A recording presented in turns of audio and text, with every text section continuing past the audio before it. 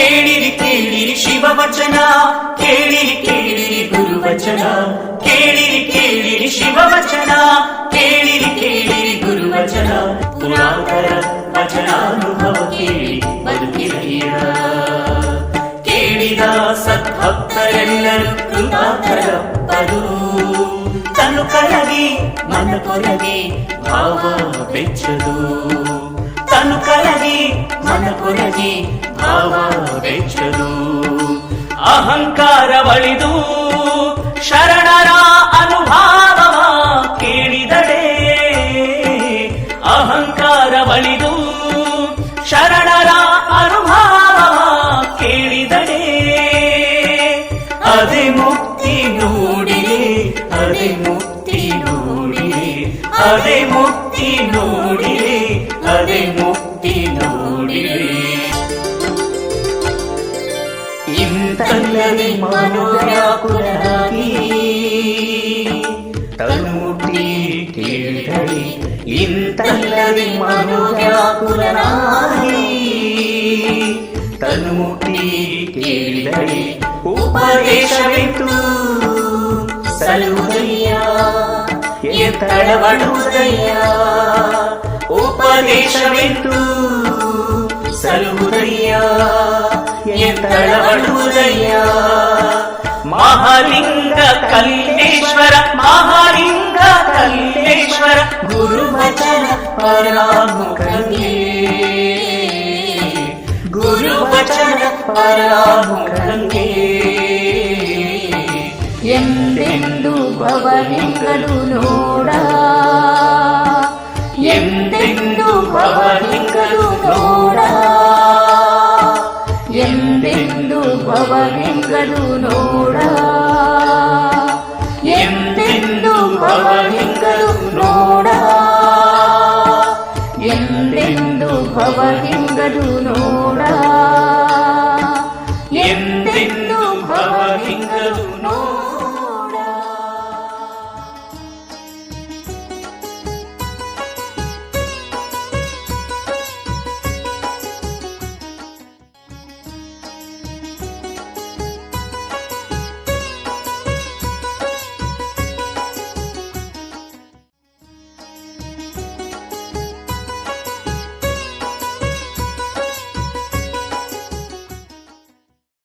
ಕುರುಡ ಕಾಣನೆಂದು, ಕಿವುಡ ಕೇಳನೆಂದು, ಹೆಳವ ಅರಿಯನೆಂದು, ಮರುಳ ಬೈದನೆಂದು, ಪಿಸಾಚಿ ವೈದನೆಂದು ಮನಕತ ಬಡುವರೇ ಹೇಳ. ತಾನರಿವುಳ್ಳಾತ ತತ್ವನರಿಯದವರಲ್ಲಿ ಗುಣದೋಷವನ್ನು ಅರಸುವರೇ ಹೇಳ. ಸಿಂಹಲಿಗೆಯ ಚನ್ನರಾಮ. ಇದೊಂದು ಚಂದಿಮರಸರ ವಚನ. ಇವರು 12ನೇ ಶತಮಾನದ ಶರಣರಲ್ಲಿ ಒಬ್ಬರು. ಅವರ ವಚನದಲ್ಲಿ ಮನುಷ್ಯನ ಸಹನೆ, ಔದಾರ್ಯ ಮತ್ತು ಜ್ಞಾನಿ ಅಜ್ಞಾನಿಯ ಲಕ್ಷಣಗಳನ್ನು ಹೇಳಿದ್ದಾರೆ. ಜೊತೆಗೆ ಜ್ಞಾನಿಯಾದವ ಅಜ್ಞಾನಿಗಳ ಜೊತೆಗೆ ಹೇಗೆ ವರ್ತಿಸಬೇಕು ಅನ್ನುವಂಥ ಮಾರ್ಗದರ್ಶನವೂ ಕೂಡ ಇಲ್ಲಿದೆ. ಇದು ವ್ಯಕ್ತಿಯ ಆತ್ಮಾವಲೋಕನಕ್ಕೆ ದಾರಿ ಮಾಡಿಕೊಡುವಂಥ ವಚನ. ನಮ್ಮ ನಡುವೆ ಜ್ಞಾನಿಗಳಿರುವಂತೆ ಅಜ್ಞಾನಿಗಳು ಇದ್ದಾರೆ. ದೈಹಿಕ ಸಬಲರು ಇರೋ ಹಾಗೆ ದುರ್ಬಲರು ಇದ್ದಾರೆ. ವಿಚಾರವುಳ್ಳವರು ಇರುವಂತೆ ಅರಿವಿಲ್ಲದ ಹುಚ್ಚರು ಇದ್ದಾರೆ. ಜ್ಞಾನಿಯಾದಂಥವನು ಅಂಥವರ ಗುಣದೋಷಗಳನ್ನೇ ಪ್ರಧಾನ ಮಾಡದೆ ಅಂಥವರ ಜೊತೆಗೆ ಹೇಗೆ ಬಾಳಬೇಕು ಅನ್ನುವಂಥ ಸೂಚನೆ ವಚನದಲ್ಲಿದೆ. ಅವರ ದೋಷಗಳನ್ನು ಕಂಡು ಮನಕಥ ಪಡಬಾರದು ಅಂತ ಅಂದಿದ್ದಾರೆ. ಮನಕಥ ಪಡುವಂಥದ್ದು ಅಂದರೆ ಸಿಟ್ಟಾಗೋದು. ಚಂದಿಮರಸರು 5 ರೂಪಗಳನ್ನು ಮುಂದಿಟ್ಟು ಎಚ್ಚರಿಸುವಂಥ ಕಾರ್ಯವನ್ನು ಮಾಡಿದ್ದಾರೆ. ಮೊದಲನೆಯದು ಕುರುಡ. ಕುರುಡ ಅಂದರೆ ಕಣ್ಣು ಕಾಣದವ. ಅದು ಅವನ ದೋಷವಲ್ಲ, ಪ್ರಾಕೃತಿಕ ದೋಷ. ಅವನು ತನ್ನ ಕೆಲಸ ಕಾರ್ಯಗಳಿಗೆ ಬೇರೆಯವರನ್ನೇ ಅವಲಂಬಿಸುವಂಥದ್ದು ಅನಿವಾರ್ಯ. ಅಂಥವನಿಂದ ಏನು ಪ್ರಯೋಜನ ಅಂತ ಹೇಳಿ ಅವನ ಮೇಲೆ ಸಿಟ್ಟಾಗೋದು, ಮನೆಯಿಂದ ಹೊರಗೆ ಹಾಕೋದು ಸಲ್ಲದು ಅನ್ನುವಂಥ ಸೂಚನೆ ಇಲ್ಲಿದೆ. ಮುಂದಿನ ನಿದರ್ಶನ ಕಿವುಡನದು. ಆತನಿಗೆ ಕಿವಿ ಕೇಳೋದಿಲ್ಲ, ಶ್ರವಣ ದೋಷ ಇದೆ. ಯಾರು ಎಷ್ಟೇ ಕೂಗಿ ಹೇಳಿದರೂ ಆತನಿಗೆ ಅದು ಕೇಳೋಲ್ಲ. ಅದಕ್ಕೆ ಅವನು ಜವಾಬ್ದಾರ ಅಲ್ಲ. ಇಷ್ಟು ಕೂಗಿದ್ರೂ ಪ್ರತಿಕ್ರಿಯೆ ಮಾಡೋದೇ ಇಲ್ವಲ್ಲ ಅಂತ ಹೇಳಿ ಅವನ ಮೇಲೆ ಕೋಪಿಸ್ಕೊಳ್ಳೋ ಅಗತ್ಯ ಇಲ್ಲ. ಅಜ್ಞಾನಿ ಒಂದು ರೀತಿ ಕಿವುಡನಿದ್ದ ಹಾಗೆ. ಅವನಿಗೆ ಏನೇ ಹೇಳಿದರೂ ತಕ್ಷಣ ಗ್ರಹಿಸುವಂಥ ಶಕ್ತಿ ಇರೋದಿಲ್ಲ. ಹಾಗಂತ ಅವನು ದಡ್ಡ ಅಂತ ದೂರದೆ ಅವನ ಅಜ್ಞಾನ ನಿವಾರಣೆಯನ್ನು ಹೇಗೆ ಮಾಡಬೇಕು ಅಂತ ಬೇರೆ ಬೇರೆ ಮಾರ್ಗಗಳ ಶೋಧವನ್ನು ಮಾಡಬೇಕಾಗತ್ತೆ. ಯಾಕೆ ಅಂದರೆ ಪ್ರಪಂಚದಲ್ಲಿ ಕಿವುಡರು ಸಹ ಅದ್ಭುತ ಸಾಧನೆ ಮಾಡಿದಂಥ ನಿದರ್ಶನಗಳಿರೋದನ್ನು ನೋಡ್ಬೋದು. ಅವ್ರು ಕೊಡುವಂಥ ಮೂರನೇ ಉದಾಹರಣೆ ಹೆಳವನದು. ಹೆಳವ ಅಂದರೆ ಓಡಾಡಲಿಕ್ಕೆ ಸಾಧ್ಯ ಇಲ್ಲದಂಥ ವ್ಯಕ್ತಿ. ಆತ ತೆವಳುಕೊಂಡೇ ಎಲ್ಲಿಗಾದರೂ ಹೋಗಬೇಕು. ಕಾಲುಳ್ಳವರ ಹಾಗೆ ಅವನು ವೇಗವಾಗಿ ನಡೀಲಿಕ್ಕೆ ಸಾಧ್ಯ ಇಲ್ಲ. ಅವನಿಗೆ ತನ್ನದೇ ಆದ ಇತಿಮಿತಿ ಇದೆ. ಇದನ್ನು ಹೆಳವರು ಅಲ್ಲದಂಥವ್ರು ಅರ್ಥ ಮಾಡ್ಕೊಳ್ಳೋದು ಕಷ್ಟ. ಹಾಗಾಗಿ ಆತನನ್ನು ಅವರು ನಿಂದಿಸಿ ಅವಹೇಳನ ಮಾಡಲಿಕ್ಕೆ ಮುಂದಾಗ್ತಾರೆ. ಹಾಗೆ ಮಾಡಬಾರ್ದು ಅನ್ನುವಂಥದ್ದು ವಚನಕಾರರ ಆಶಯ. ಇನ್ನೊಂದು ಅರ್ಥದಲ್ಲಿ ಆತ ಸಂಸ್ಕಾರ ಇಲ್ಲದವನು. ಹಾಗಂದು ದೂರದೆ ಅವನು ಹಾಗಾಗಲಿಕ್ಕೆ ಏನು ಕಾರಣ ಅಂತ ಶೋಧಿಸಿ ಆ ಕಾರಣವನ್ನು ನಿವಾರಿಸಿ ಅವನನ್ನು ಉತ್ತಮ ಸಂಸ್ಕಾರವಂತನನ್ನಾಗಿ ಮಾಡುವಂಥ ಸಂಕಲ್ಪವನ್ನು ತಳಿಬೇಕು. ಚಂದಿಮರಸರು ಕೊಡುವಂಥ ಮತ್ತೊಂದು ನಿದರ್ಶನ ಮರುಳನದು. ಮರುಳ ಅಂದರೆ ಹುಚ್ಚ, ಮತಿವಿಕಲ. ಅವನೇನು ಮಾಡ್ತಾನೆ ಅನ್ನೋದು ಅವನಿಗೆ ಗೊತ್ತಾಗಲ್ಲ. ಏನೋ ಕಾರಣಕ್ಕೆ ಮತಿಭ್ರಮಣೆ ಆಗಿ ಹುಚ್ಚನಂತೆ ವರ್ತಿಸ್ತಾನೆ. ವಿನಾಕಾರಣ ಮತ್ತೊಬ್ಬರನ್ನ ಬೈತಾನೆ. ಸಂದರ್ಭ ಬಂದರೆ ಅವ್ರ ಮೇಲೆ ಕೈ ಮಾಡುವಂಥ ಪ್ರವೃತ್ತಿಯೂ ಸಹ ಅವನಲ್ಲಿ ಇರುತ್ತೆ. ಅವನ್ನೆಲ್ಲ ಮಾಡುವಾಗ ಅವನಿಗೆ ಪ್ರಜ್ಞೆನೇ ಇರೋಲ್ಲ. ಆ ರೀತಿಯ ಜನರು ನಮ್ಮ ಸುತ್ತಮುತ್ತ ಇದ್ದಾರೆ.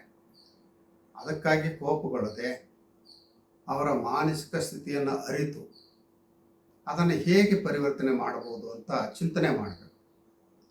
ಅದು ಅವರ ಕರ್ತವ್ಯ ಕೂಡ. ಕೆಲವರು ಮೈಮೇಲೆ ದೆವ್ವ ಬಂದವ್ರ ಹಾಗೆ ವಿಚಿತ್ರವಾಗಿ ಆಡ್ತಾರೆ, ಯಾವುದೋ ಉನ್ಮಾದದಲ್ಲಿರ್ತಾರೆ. ಹಾಗಂತ ಅದು ಅವರ ಮೂಲ ಸ್ವರೂಪ ಆಗಿರೋದಿಲ್ಲ. ಯಾವಾಗಲೋ ಒಮ್ಮೊಮ್ಮೆ ಪಿಸಾಚಿ ಥರ ಆಡ್ತಾರೆ, ಕೈಗೆ ಸಿಕ್ಕವರನ್ನು ಹೊಡಿತಾರೆ. ಹಾಗಂತ ಅವ್ರ ಮೇಲೆ ಶೇಡ್ ತೀರಿಸ್ಕೊಳ್ಬೇಕಾಗಿಲ್ಲ. ಬದಲಾಗಿ ಅವ್ರು ಹಾಗೆ ವರ್ತಿಸಲಿಕ್ಕೆ ಏನು ಕಾರಣ ಅನ್ನೋದನ್ನು ತಿಳಿದು ಅವರ ಪಿಸಾಚಿತನವನ್ನು ನಿವಾರಿಸುವಂಥ ತಾಯ್ತನವನ್ನು ತೋರಬೇಕಾಗತ್ತೆ. ಈ ಕುರುಡ, ಕಿವುಡ, ಹೆಳವ, ಮರುಳ, ಪಿಸಾಚಿ ಈ ಲಕ್ಷಣಗಳು ಕೇವಲ ಅಂಗವಿಕಲರಲ್ಲಿರ್ತವೆ ಅಂತ ಅಲ್ಲ, ಬೇರೆಯವರಲ್ಲೂ ಅವು ಕಂಡು ಬರ್ತವೆ. ಅವರ ವರ್ತನೆಯನ್ನು ಕಂಡು ಕೋಪಿಸಿಕೊಂಡು ಒಯ್ಯುವ ಅಥವಾ ಹೊಡೆಯುವ ಕೃತ್ಯಕ್ಕೆ ಮುಂದಾಗ್ತಾರೆ. ಅವರಿಗೆ ಅರಿವು, ತಾತ್ವಿಕ ಚಿಂತನೆ ದೂರವೇ ಇರುತ್ತೆ.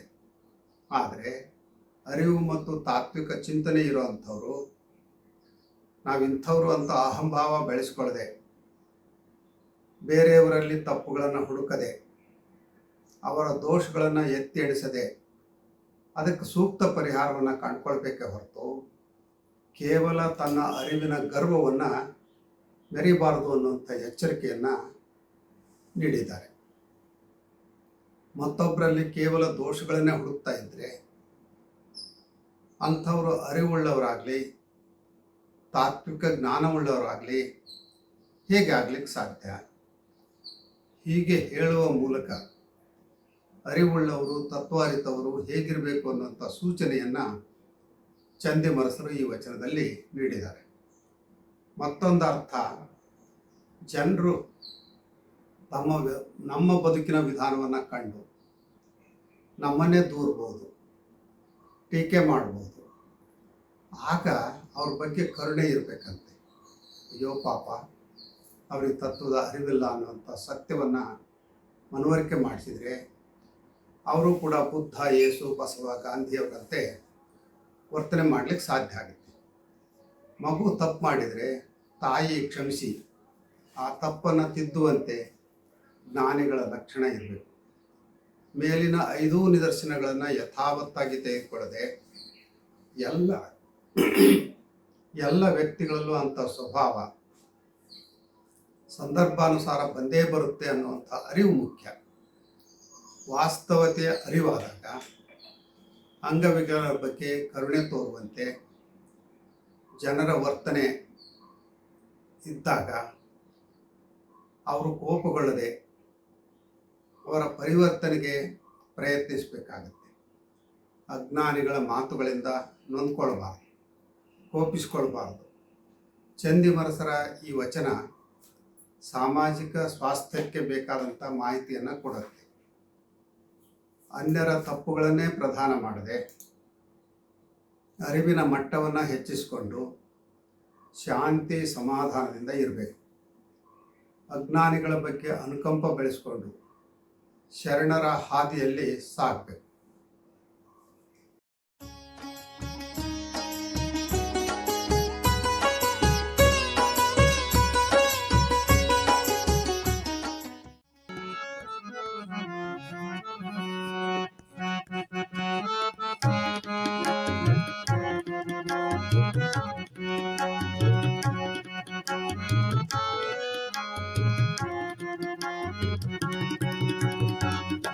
ಕಾಣನೆಂದು ಕಿವುಡ ಕೇಳನೆಂದು ಕುರುಡ ಕಾಣನೆಂದು ಕಿವುಡ ಕೇಳನೆಂದು ಮನಕದ ಬಡುವರೆ ಹೇಳ ಮನಕದ ಬಡುವರೆ ಹೇಳ ಕೆಳವ ಹರಿಗೆ ನಿಂತು ಮರುಳ ಬೈದನೆಂದು ಕೆಳವ ಹರಿಗೆ ನಿಂತು ಪಿಶಾಚಿ ಹೊಯ್ದನೆಂದು ಮನಕದ ಬಡುವರೆ ಹೇಳ ಮನಕದ ಬಡುವರೆ ಹೇಳ ಮನಕದ ಬಡುವರೆ ಹೇಳ ಮನಕದ ಬಡುವರೆ ಹೇಳ.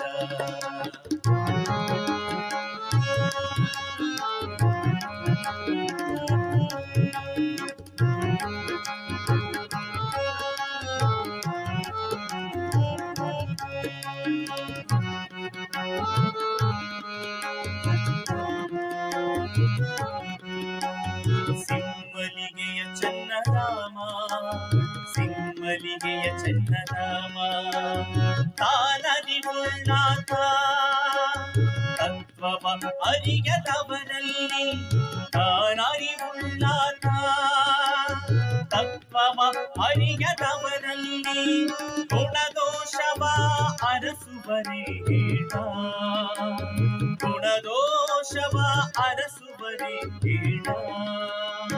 ಸಿಂಹಲಿಗೆಯ ಚನ್ನರಾಮ ಸಿಂಹಲಿಗೆಯ ಚನ್ನರಾಮ ಸಿಂಹಲಿಗೆಯ ಚನ್ನರಾಮ ಸಿಂಹಲಿಗೆಯ ಚನ್ನರಾಮ ಕುರುಡ ಕಾಣನೆಂದು ಕಿವುಡ ಕೇಳನೆಂದು ಮನಕದ ಬಡುವರೆ ಹೇಳ ಮನಕದ ಬಡುವರೆ ಹೇಳ ಕೆಳವ ಹರಿಗೆ ನಿಂತು ಮರುಳ ಬೈದನೆಂದು ಕೆಳವ ಹರಿಗೆ ನಿಂತು ಮರುಳ ಬೈದನೆಂದು ಮನಕದ ಬಡುವರೆ ಹೇಳ ಮನಕದ ಬಡುವರೆ ಹೇಳ.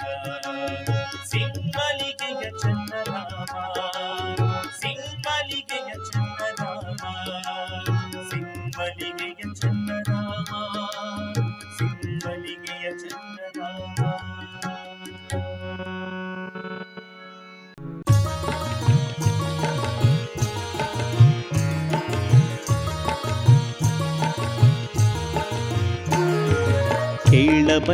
ಕೇಳ ಬನ್ನಿ ವಚನ ಸಂದೇಶ ಕೇಳ ಬನ್ನಿ ವಚನ ಸಂದೇಶ ಬಸವಾದಿ ಶರಣರ ಜೀವನ ಸಂದೇಶ ಬಸವಾದಿ ಶರಣರ ಜೀವನ ಸಂದೇಶ ನಮ್ಮೆಲ್ಲರ ಬದುಕಿಗೆ ಬೆಳಕ ನೀವ ಸಂದೇಶ, ನಮ್ಮೆಲ್ಲರ ಬದುಕಿಗೆ ಬೆಳಕ ನೀವ ಸಂದೇಶ.